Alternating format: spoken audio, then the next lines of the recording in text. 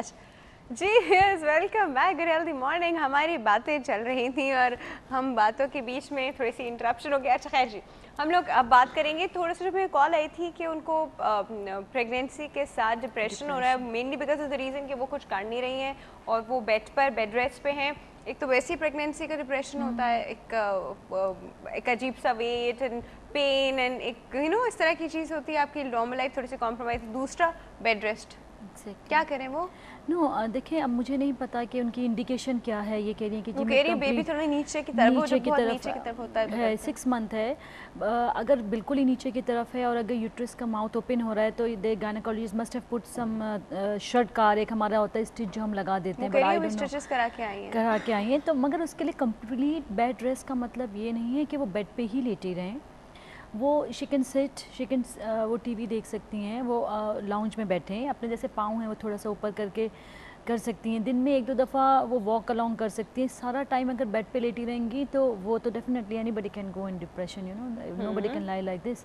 वो रूटीन अपना थोड़ा बहुत मूव अलोंग घर में ही कर सकती हैं। एक रूम, इसकी एक्सरसाइज नहीं होती डॉक्टर साहब? देखिए, इनको जो प्रॉब्लम है, मुझे लगता है कि इनकी यूट्रस का माउथ ओपन हो रहा है तो उन्होंने स्टिचेस लगाए हैं जैसे ये इन्होंने बताया, तो उसमें तो I will advise her to take a bed rest. Even exercises तो हैं हर प्रेगनेंसी में, स्पेशली एरोबिक, और ये एक्सरसाइजेस होती हैं जो बहुत अच्छी होती हैं बेबी के लिए भी in fact. But in her situation अगर वो इतना लो डाउन है and she have to have a 3 month, वो अपना मूव करें, थोड़ा बहुत चलें। She can go to the kitchen, she can sit, ऐसा नहीं cook? हाँ, she can no, she don't go for cook, she can go to the kitchen even and she can sit along with the family, lounge में जाके बैठ जाएं। she can't cook in fact, but थोड़ा बहुत routine है जी, अपने काम के लिए चले गए, थोड़ी सी चाय बना ली, ऐसा नहीं है कि ये लेटी ही रहेंगी शर्ट कार के बाद, ऐसा बिल्कुल नहीं होता। अच्छा, और दूसरा हम लोग एक बड़े चीज़ कहते हैं ना कि लिव इन प्रेजेंट, आपके लिए लिव इन प्रेजेंट नहीं है। आप ये देखें कि इट्स अ टेम्पररी सिचुएशन जी, चली जाएगी 2-3 महीने के बाद। Exactly, pregnancy is a very good situation. मतलब ये एक कोई दिस नॉट अ डिजीज़, ये एक फिजियोलॉजी नॉर्मल चीज़ है। And every what I feel के most of the people they use to enjoy their pregnancy. अगर हम ये सोचेंगे कि यार 3 महीने गुजरे, I have to lie down, तो डेफिनेटली वी फील ये वो रेस्ट है जो अल्लाह में आपको दे रहा है, क्योंकि जब बेबी हो जाएगा तो वो आपको जैसे भगाएगा ना, नचाएगा इधर से उधर, तो ये अल्लाह ने आपको एक रेस्ट की तरह ब्लेस किया है जी। इसको इस तरह लीजिए। हमारे पास एक और कॉल है, अटेंड करते हैं। अस्सलाम वालेकुम। अस्सलाम वालेकुम। गुड हेल्दी मॉर्निंग जी, मैं मिसेज अब्बास बात कर रही हूँ कराची से। जी मिसेज अब्बास, कैसी हैं आप? मैं ठीक, आप लोग कैसे हैं? बिल्कुल ठीक ठाक। सबसे पहले तो आपका शुक्रिया कि आपने इतनी प्यारी गायनी डॉक्टर को बुलाया है। अच्छा, सबसे बड़ा मसला जो खवातीन का होता है वो मुझे मालूम करना था जी जी। कि ये जो डिलीवरी के बाद टमी जो है वो बाहर आ जाती है, तो डॉक्टर कहने में ये आता है कि फैट्स जो है वो वहाँ पे स्टोर हो गए, इसलिए हो गया, या मसल्स लूज हो गए। तो मैं डॉक्टर साहबा से पूछूंगी कि इसकी वजह क्या होती है और इसकी रेमेडी क्या है और प्रिकॉशंस हमें क्या लेना होते हैं बिफोर डिलीवरी या आफ्टर डिलीवरी, कि जिसकी वजह से टमी बाहर ना आए।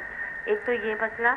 दूसरा, ये जो लिकोरिया की प्रॉब्लम हो जाती है, जो औरतों को वेजाइनल सिक्रेशन होता है जिससे कमर वगैरह में दर्द होता है, उसके बारे में भी काइंडली बता दीजिए। और तीसरी बात है कि आपके हेल्थ टीवी पे ना आवाज़ बहुत कम आती है और दूसरे के मुकाबले में ना, तो प्लीज़ आप लोग थोड़ा तेज़ बोलें या कुछ मसला है वो भी देख लीजिएगा। अच्छा, और चैनल्स पे जो ना आवाज़ बिल्कुल सही आती है, मगर आप लोग इस चैनल पे लगाएं तो बहुत स्लो आवाज़ आती है। अच्छा जी, तो ये भी प्लीज़ देखिए, ये 2-3 प्रॉब्लम्स हैं, ज़रा इसको प्लीज़ सॉल्व कर दीजिए। ये तो भाई ये बात तो आपकी टेक्निकल डिपार्टमेंट में गई, ठीक है। Thank you so much for your call, thank you. अच्छा, 2-3 सवाल जो उन्होंने किए, टमी बाहर आना। देखिए, मैंने जैसे भी बताया कि during pregnancy they should have a regular exercises. There are certain exercises जो हर प्रेग्नेंट लेडी को स्पेशली लास्ट ट्राइमेस्टर में उनको करना चाहिए। Last 3 month they should have it. उससे एक तो इनका एब्डोमेन या जो भी होगा, नॉर्मली वेट गेन होता है, ठीक है, देयर सर्टेन अमाउंट के हम 10 to 12 kg ये बढ़ना है और ये ज़रूरी है। इसमें बेबी का भी है, प्लेसेंटा का भी है। Immediately after delivery I am sorry, breast feed करवाएं। ब्रेस्ट फीडिंग से बहुत जल्दी वेट रिड्यूस होता है। जो मदर एक्सक्लूसिव ब्रेस्ट फीड करवाएंगी, मीन सिर्फ अपना बेबी को फीड करवाएंगी, उनका वेट ज़्यादा कम होगा उनके मुकाबले में जो बेबीज़ को टॉप फीड पे डालती हैं। Immediately during the puerperium period या जो 1.25 महीना होता है, उसमें भी एक्सरसाइजेज हैं। Aerobic is very good. There are certain exercises जो योगा में वो एक्सीलेंट हैं वेट रिडक्शन के लिए। They should take care of their diet. उसमें प्रोटीन्स लें ज़्यादा, जैसे फ़िश है, चिकन है, फ्रूट्स, बल्क ऑफ फ्रूट्स लें, और आप मिल्क लीजिए। You know just after delivery concept होता है कि जी आप बहुत सारे देसी घी and blah blah blah all these thing, but I don't think so कि इसकी इतनी ज़रूरत है, क्योंकि ये आपका और सडनली वेट पुटअप करेगा। एक्सरसाइजेस बहुत ज़रूरी हैं during pregnancy even and immediately after pregnancy. एक वो बहुत इंपॉर्टेंट बात है, जो बेल्ट का बड़ा कंसेप्ट है कि जी डिलीवरी के बाद हम बेल्ट बांधें तो पेट ऐसा, इसका कोई फ़ायदा नहीं होगा, बल्कि इससे हो सकता है कि जी यूट्रस पे प्रेशर लगे तो थोड़ी बहुत प्रॉब्लम हो, पेशेंट को पेन हो जाए। वो वेट कभी भी कम नहीं करती। आप अपनी डाइट का ख्याल करें, रूटीन डाइट लें, मगर उसमें बहुत घी वगैरह की डाइट नहीं लें। एक्सरसाइजेस करें, ड्यूरिंग प्रेगनेंसी एक्सरसाइज शुरू कर दें और वो आफ्टर प्रेगनेंसी चले। जो इन्होंने लिकोरिया का प्रॉब्लम बताया, लिकोरिया बहुत, जिसको हम विजाइनल डिस्चार्ज कहते हैं, ये मुख्तलिफ़ तरह का विजाइनल डिस्चार्ज है। मुझे नहीं पता कि इनको इसके साथ और अगर ख़ारिश होती है या इसमें स्मेल आती है या और कोई गायनेकोलॉजिकल कंप्लेन है, बेहतर है she should go to their gynaecologist, उसको दिखाएं और लोकल क्रीम और प्रॉपर एंटीबायोटिक लें। ये इसके अलावा एंटीबायोटिक, इसके अलावा क्योंकि ये सेक्सुअली एक्टिव हैं और ये मैरिड हैं, मैंने लास्ट प्रोग्राम में भी कहा था कि हर सेक्सुअली एक्टिव लेडी को एटलीस्ट 3 साल में एक दफ़ा पेपिस्मेयर या पानी का टेस्ट ज़रूर करवाना चाहिए। इससे आपका जो जिस तरह का भी इन्फेक्शन होगा वो भी हमें पता चल जाएगा, और उसके साथ कोई पैथोलॉजी होगी। आपको लिकोरिया है तो इसका मतलब है there is some pathology behind, तो उसको don't take it very easy, आप उसको ज़रूर टेस्ट करवाएं, एक हाई वजाइनल स्वाब या एटलीस्ट पेपिस्मेयर ज़रूर करवा लें और टेक अ प्रॉपर एंटीबायोटिक। ठीक है। अच्छा जी, हमारे पास एक और कॉलर मौजूद है, अटेंड करते हैं। अस्सलाम वालेकुम। अस्सलाम वालेकुम। हाय, आवाज़ नहीं आ रही, आई थिंक कॉल ड्रॉप हो गई। चले, आई एम सो सॉरी, आप दोबारा कॉल कर लीजिए। अच्छा जी, coming back to the topic we were talking about endometriosis basically. तो हमारा एंडोमेट्रियोसिस बीच में रह गया। मुझे आपसे पूछना था कि एंडोमेट्रियोसिस को क्या चीज़ें, एक तो आपने बताया कि जब शुरू हो जाता है तो डेली वो जो वो आते हैं, मंथली साइकिल्स आते हैं, वो इन्हांस कर शुरू क्या कराती है चीज़, किस तरह से? एक जेनेटिक लिंक है, जेनेटिक लिंक है, या जिन लोगों में डिलेड मैरिजेस या जिनकी प्रेगनेंसी डिलेड हो, एज डिलेड मैरिज, तो उसमें दिस द मोस्ट इम्पॉर्टेंट को। इसके साथ फाइब्रॉइड, जिसे हम सिस्टर ऑफ एंडोमेट्रियोसिस कहते हैं, जो बच्चेदानी की रसूली है, वो भी वेरी कॉमन है। मैंने आपको, हम बात कर रहे थे कि ट्रीटमेंट, अगर इमीडिएटली ट्रीटमेंट करवा लें तो आपका दवाओं से भी ये मसला हल हो सकता है, पर अगर ये 3, 4, 5, 6 सेंटीमीटर की हो जाती है तो फिर तो they need to have a surgery, proper treatment, और उसके बाद we will put on the medical treatment. आप जितना इस चीज़ को डिले करेंगे उतना आपका प्रॉब्लम बहुत ज़्यादा एक्सटेंड करेगा, यहाँ तक कि मैंने आपको बताया कि उसमें टेस्ट ट्यूब बेबी करवाना पड़ता है, और उसमें भी जो पेशेंट एंडोमेट्रियोसिस के होते हैं उनका फेलियर रेट बहुत ज़्यादा है।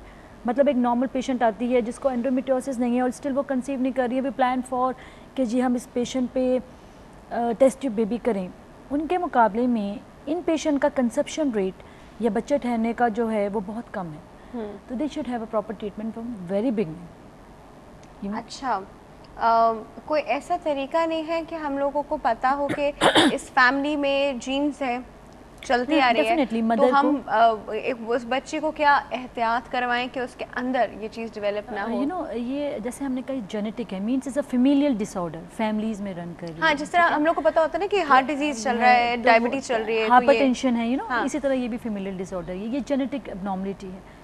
इन पेशेंट्स की अगर मदर को था, खाला को था या किसी बहन को था, तो सबसे पहले तो इसकी ट्रीटमेंट एंडोमेट्रियोसिस की इस pregnancy, once the patient conceive, इससे उसकी जान छूट जाएगी। ये इसकी एक्चुअल ट्रीटमेंट है। So whenever the patient comes with endometriosis, we will ask her कि जी अनमैरिड लड़की है, अगर उसकी एज ऐसी है तो हम उसके पेरेंट्स जल्दी से शादी करा दें, वो कंसीव कर लेगी, उसका मसला हल हो जाएगा ऑटोमेटिकली। इसी तरह अगर कोई कपल आता है जिनको ये प्रॉब्लम है, तो हम इमीडिएटली चाहते हैं कि किसी तरह भी इसकी ट्रीटमेंट करके पहले इसकी कंसेप्शन हो जाए। प्रेगनेंसी हो गई तो उसको फिर किसी ट्रीटमेंट की ज़रूरत नहीं। ओके, दोबारा नहीं हो जाएगा प्रेगनेंसी का, दोबारा नहीं एंडोमेट्रियोसिस यस, दूसरी प्रेगनेंसी फिर कर लें। हाँ, फिर जल्दी कर लें। अच्छा जी, वो टाइम ना टाइम खत्म हो गया है, तो doctor Zahiba thank you so much for coming. Next Thursday इंशाल्लाह हम इससे भी ज़्यादा और एक और बड़े इंपॉर्टेंट टॉपिक पर बात करेंगे, जो कि मैं सोच रही हूँ फैलोपियन ट्यूब रिलेटेड। डेफिनेटली बहुत सारा उसमें कॉम्प्लिकेशंस आती हैं। तो अभी जो है वक्त ख़त्म हो चुका है, ब्रेक का वक्त हो चुका है जी, और यहाँ पे आप लोग कहीं नहीं जाएंगे। ब्रेक के बाद जी हम बात करने वाले हार्ट पे, सो स्टे ट्यून्ड।